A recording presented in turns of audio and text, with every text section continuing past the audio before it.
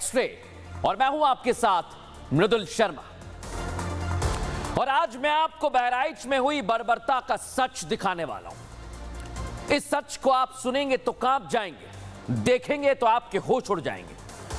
नाखून खींचे गए गोपाल के, इतने से मन नहीं भरा तो चेहरे पर जोरदार वार किया गया। करते रहे जब तक वो मर नहीं गया। करंट उसे लगाया गया। सोचिए आप, ये हैवानियत की गई।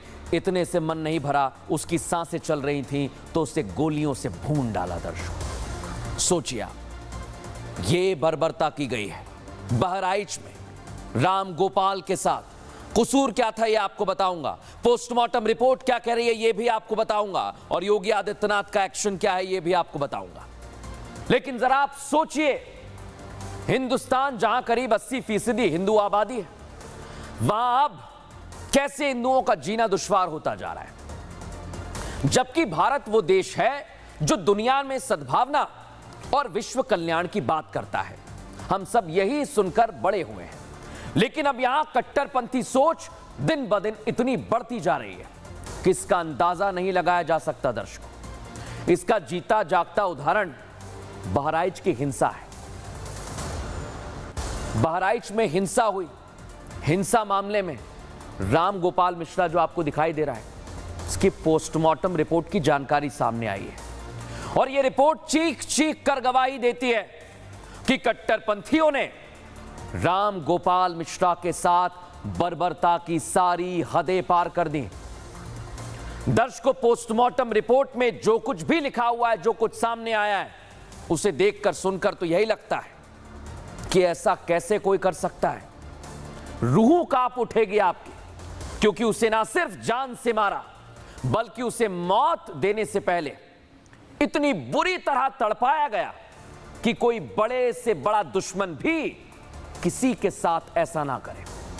पोस्टमार्टम रिपोर्ट की जानकारी जब हमारे सामने आई, मैं आपको बता रहा हूं, हम भी हैरान थे, हमारे भी रोंगटे खड़े हो गए थे। इसलिए तो मैं कह रहा हूं दर्शकों ये आपसे कि कट्टरपंथी सोच, उसकी हैवानियत का सबसे बड़ा उदाहरण राम गोपाल मिश्रा के साथ की गई बर्बरता है। दर्शकों, वो बर्बरता जो अब सामने आ चुकी है, देखिए जरा।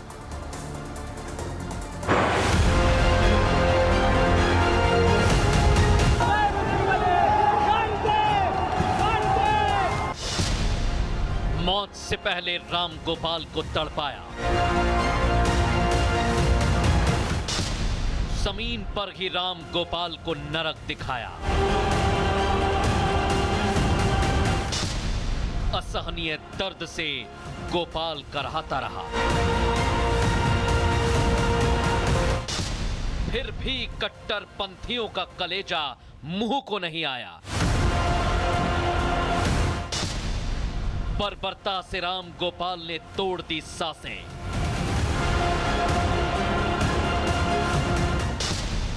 राम गोपाल के साथ तालिबानी क्रूरता का पूरा सच।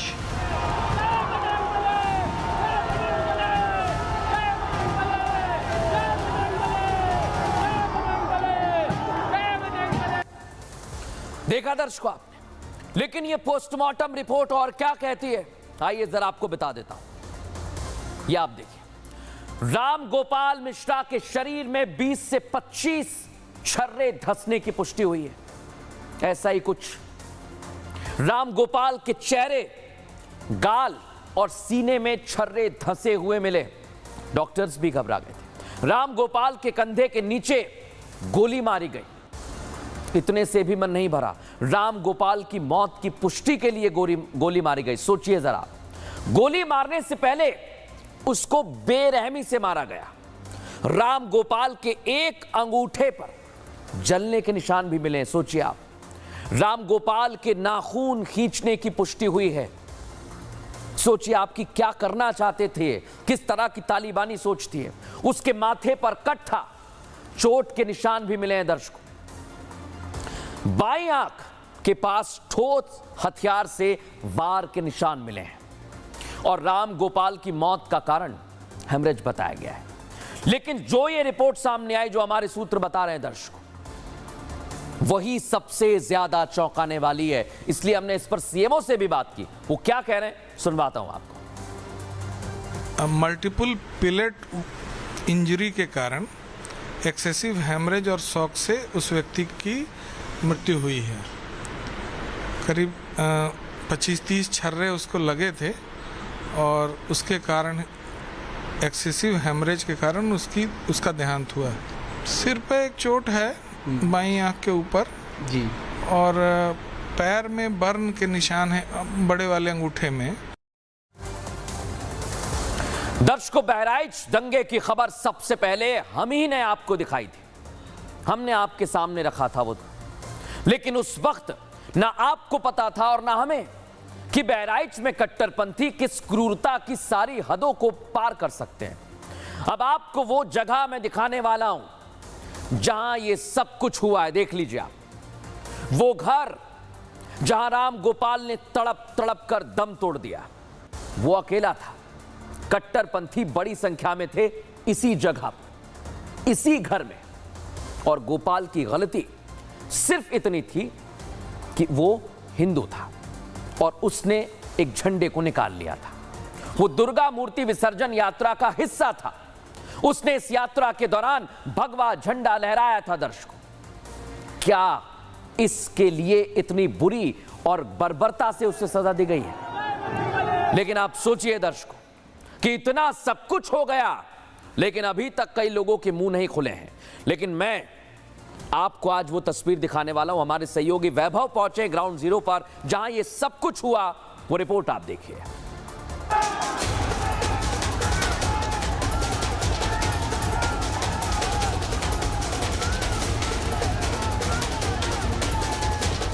यही वो घड़ी थी जहां से राम गोपाल मिश्रा की सांसों की उल्टी गिनती शुरू हुई। मस्जिद के सामने से दुर्गा मूर्ति विसर्जन यात्रा निकल रही थी। कट्टरपंथी बाहर निकले और राम गोपाल को खींचकर वहीं पास में मौजूद घर में ले गए।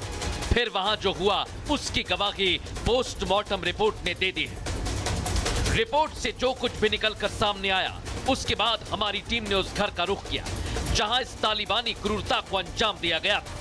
यही वो रेलिंग है जिस रेलिंग को रामगोपाल ने उस वीडियो में तोड़ा था और इस छत पर रामगोपाल चढ़ा हुआ था। झंडे को जैसे ही रामगोपाल ने यहाँ पर लहराया कि तभी इस घर के अंदर से पत्थर जो है वो रामगोपाल को मारे जाने लगे। इस घर में मौजूद वो तमाम लोग जो इस पूरे मामले में सीधा सीधा आरोपी हैं, उन लोगों ने रामगोपाल के ऊपर तमाम जानलेवा हमला किया और हर मुमकिन कोशिश यही की कि रामगोपाल को वो मौत के घाट उतार दे। मस्जिद के बेहद पास ये घर है।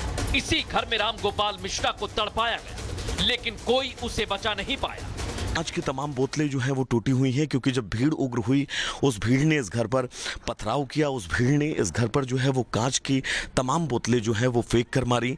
और जिसके बाद जब राम गोपाल के को यहाँ से दोनों हाथों से पकड़कर कुछ लोग जब नीचे ला रहे थे, उस दरमियान भी उस कॉर्नर से जो है वो आरोपियों ने लगातार पत्थर बरसाए। न सिर्फ पत्थर बरसाए बल्कि राइफल से रामगोपाल और रामगोपाल की मदद करने वालों के ऊपर फायरिंग भी की। राम गोपाल ने जीते जी वो सब कुछ सहा जिसका वो हकदार बिल्कुल भी नहीं था। कट्टरपंथियों ने उसे घेर लिया, उसे मौत के घाट उतार दिया, उसे मार डाला। देखा आपने जिस तरह राम गोपाल मिश्रा को जान से मारा गया है। यह घटना कई सवाल यहां पर खड़े करती है। सवाल यह कि इंसानियत, मानवता क्या लोगों में मर गई है? एक झंडा उखाड़ने की ऐसी मौत राम गोपाल को आखिर क्यों दी गई? क्या पहले से कोई प्लानिंग थी? क्या कट्टरपंथी सोच का मकसद समाज में अपनी दहशत फैलाना है? सवाल यह भी उठता है कि झंडा उखाड़ने पर तड़पाने का मतलब क्या है? राम गोपाल से क्या आरोपी कोई अपनी पुरानी दुश्मनी निकालना चाहते थे? क्या बदला निकाला गया है?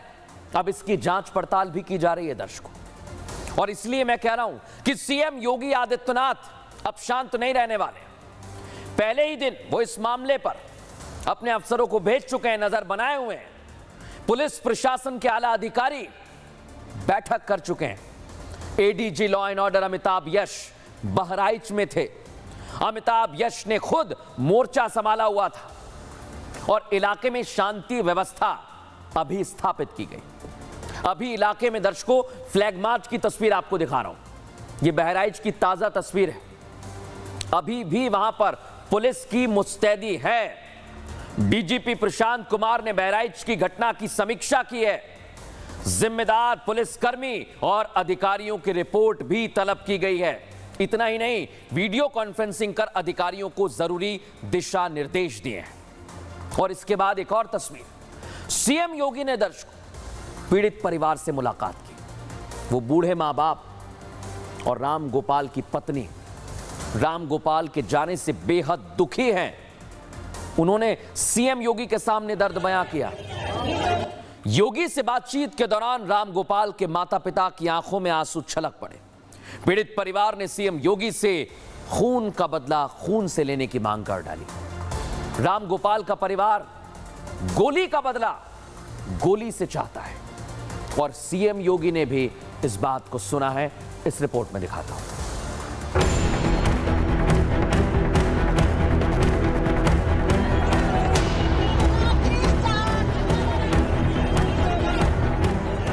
ये सद्भावना वाले लोग हैं, इनके लिए बुलेट ट्रेन चलेगी, चिंता मत करो।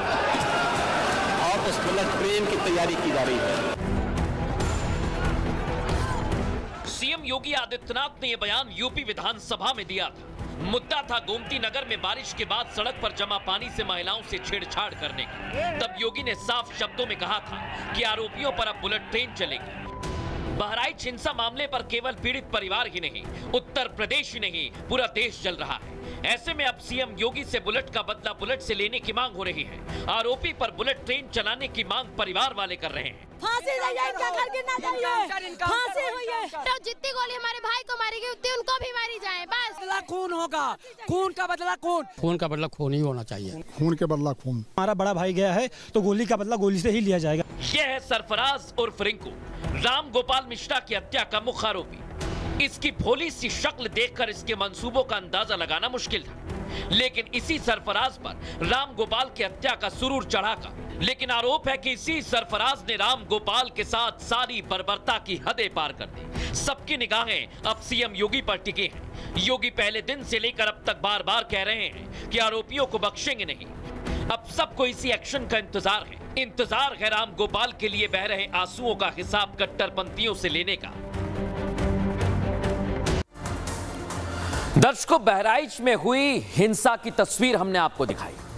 राम गोपाल की हत्या कर दी गई और इन सब के पीछे की वजह आपको पता है। वजह है मस्जिद के आगे से यात्रा निकाली जा रही थी और इसमें डीजे बज रहा था और यात्रा में डीजे पर भजन बज रहे थे। दूर दूर तक भजन की आवाज जा रही थी और यही वजह है कि कट्टरपंथी वहां पर आक्रोशित हो गए और फिर यह वाद विवाद बढ़ा और खूनी खेल खेलना शुरू कर दिया गया।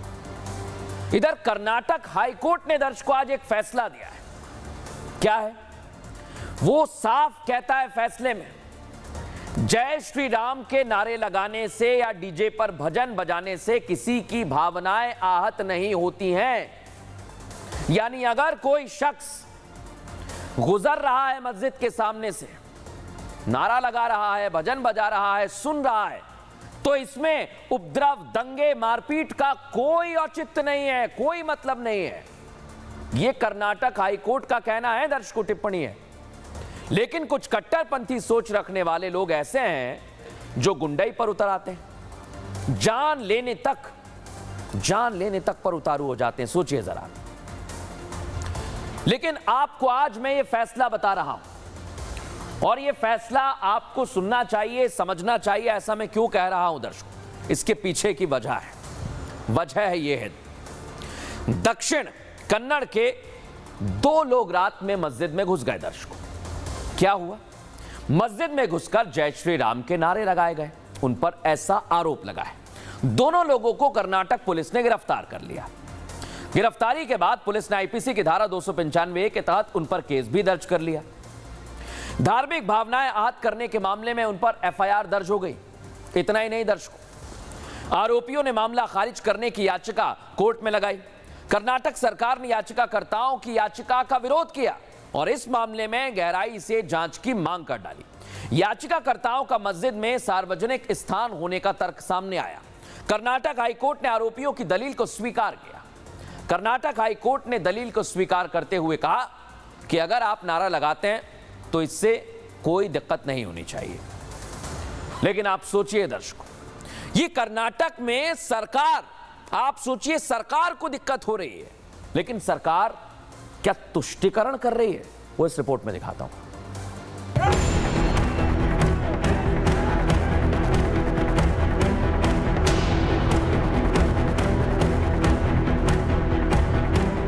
ये कर्नाटक है। यहाँ जय श्री राम के नारे, हनुमान चालीसा और भजन कीर्तन को लेकर विवाद होते रहे हैं। राज्य की सिद्धारमैया सरकार कुछ नहीं कर पाई, बल्कि मासूमों को ही गिरफ्तार कर लिया गया।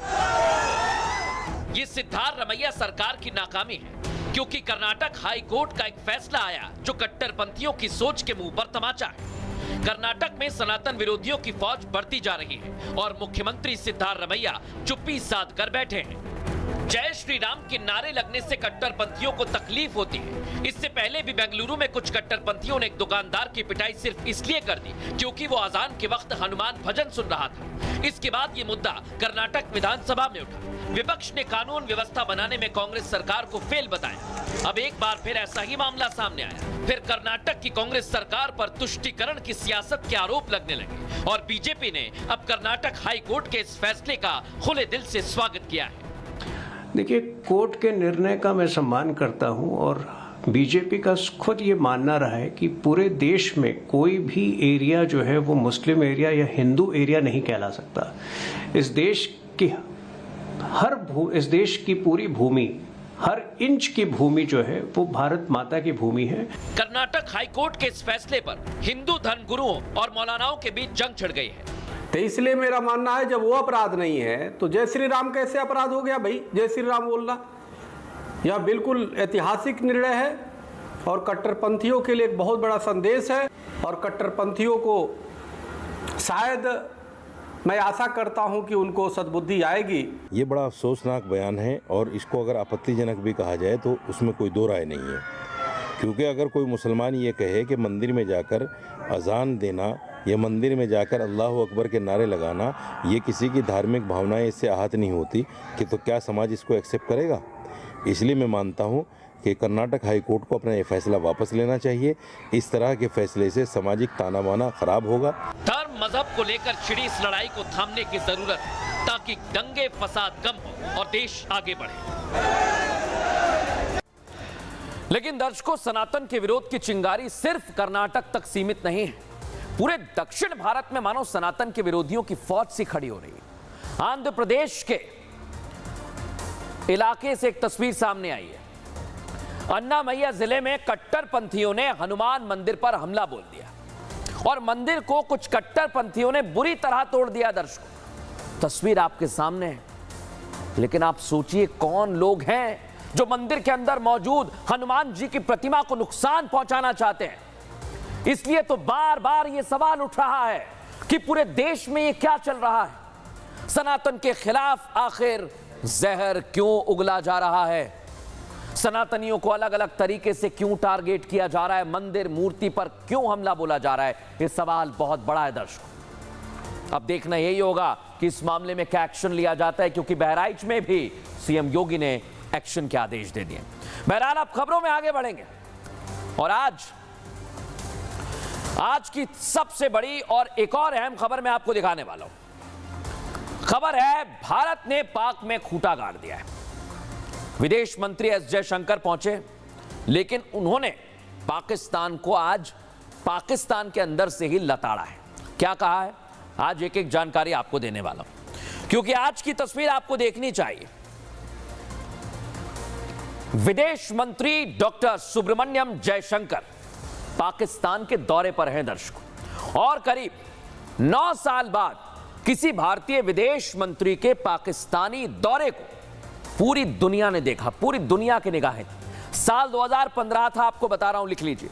तत्कालीन विदेश मंत्री सुषमा स्वराज ने अफगानिस्तान पर आयोजित हार्ट ऑफ एशिया कॉन्फ्रेंस में हिस्सा लेने के लिए वो पाकिस्तान गई थी। तब विदेश सचिव के तौर पर जयशंकर सुषमा स्वराज के साथ पाकिस्तान गए थे। सोचिए, आप पीछे खड़े हुए, देख लीजिए तस्वीर। और आज की तस्वीर, दूसरी बार मोदी सरकार में विदेश मंत्री बने डॉक्टर जयशंकर पहली बार पाकिस्तान गए, वो तस्वीर भी देख लीजिए, जहां उनका अंदाजे बयां बिल्कुल वही था।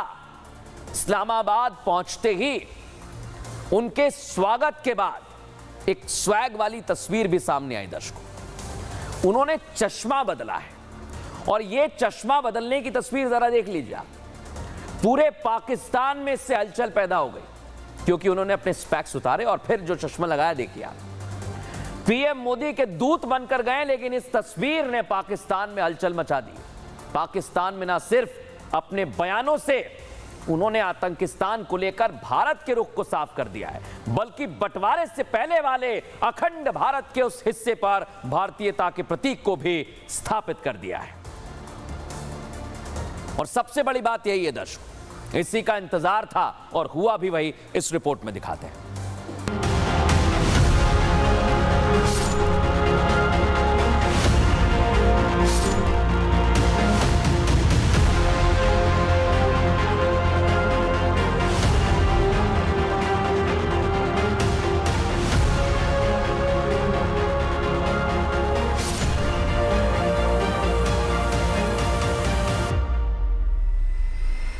करीब 9 साल बाद भारतीय विदेश मंत्री के पाकिस्तानी दौरे पर पूरी दुनिया की नजरें थी। मौका था एससीओ समिट का, जिसके लिए विदेश मंत्री डॉक्टर सुब्रमण्यम जयशंकर भारत का प्रतिनिधित्व कर रहे थे। जिनके पाकिस्तान पहुंचते ही क्या इस्लामाबाद, लाहौर, रावलपिंडी, कराची, मुल्तान और क्या फैसलाबाद, पूरे पाकिस्तान में जयशंकर के स्वैग की चर्चाएं टीवी स्टूडियो से लेकर घर घर तक होने लगी। इस दौरान विदेश मंत्री का एक एक बयान आतंक को राष्ट्रीय नीति बनाकर अपने पड़ोसियों को रक्त रंजित करने वाले पाकिस्तानी हुक्मरानों पर शूल बनकर चुभने लगा।